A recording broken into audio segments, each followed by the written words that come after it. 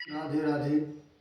आज मैं आप सभी भक्तों के समक्ष श्रीमद् भगवद गीता का 12वें अध्याय का पाठ श्रवण करा रहा हूँ, जिसका नाम है भक्ति योग, जिसका श्रवण करने से मनुष्यों के जीवन में भगवान की निस्वार्थ भक्ति प्राप्त होती है। ओम श्री परमात्मने नमः।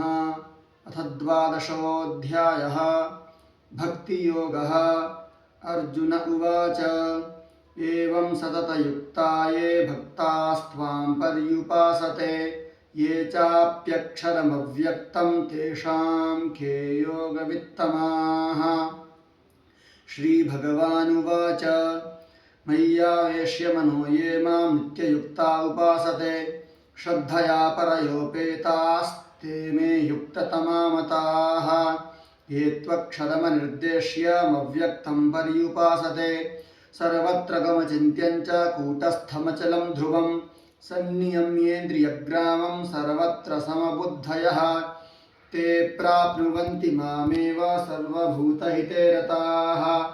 क्लेशोऽधिकतरस्तेषामव्यक्तासक्तचेतसाम् अव्यक्ता हि गतिर्दुःखं देहवद्भिरवाप्यते ये तु सर्वाणि कर्माणि मयि सन्न्यस्य मत्पराः अनन्येनैव योगेन मां ध्यायन्त उपासते तेषामहं समुद्धर्ता मृत्युसंसारसागरात् भवामि न चिरात् पार्थ मय्यावेशितचेतसाम् मय्येव मना धत्स्व मयि बुद्धिं निवेशय निवसिष्यसि मय्येव तऊर्ध्वं न संशयः अथ चित्तं समाधातुं न शक्नोषि मयि स्थिरम् अभ्यासयोगेन ततो मामिच्छाप्तुं धनञ्जय अभ्यासेऽप्यसमर्थोऽसि मत्कर्म परमो भव मदर्थमपि कर्माणि कुर्वन् सिद्धिमवाप्स्यसि अथैतदप्यशक्तोऽसि कर्तुं मद्योगमाश्रितः सर्वकर्मफलत्यागं ततः कुरु यतात्मवान्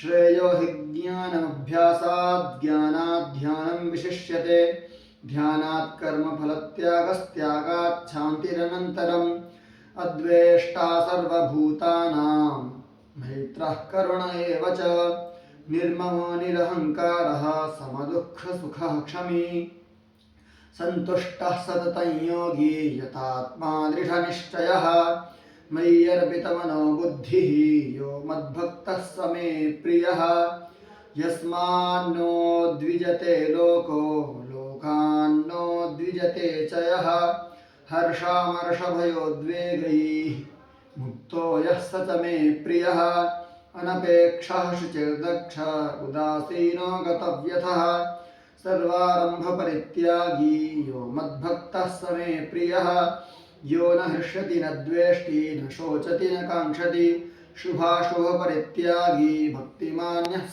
मे प्रियः समः शत्रौ च मित्रे च तथा मानापमानयोः शीतोष्णसुखदुःखेषु समः सङ्गविवर्जितः तुल्यनिन्दा स्तुतिर्मौनी सन्तुष्टो येन केनचित् अनिकेतः स्थिरमतिर्भक्तिमान् मे प्रियो नरः ये तु धर्म्यामृतमिदं यथोक्तं पर्युपासते श्रद्दधाना मत्परमा भक्तास्तेतीव मे प्रियाः।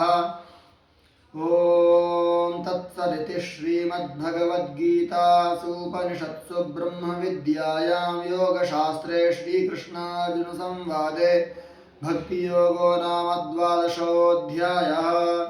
श्रीकृष्णार्पणमस्तु। ॐ शान्तिः शान्तिः शान्तिः।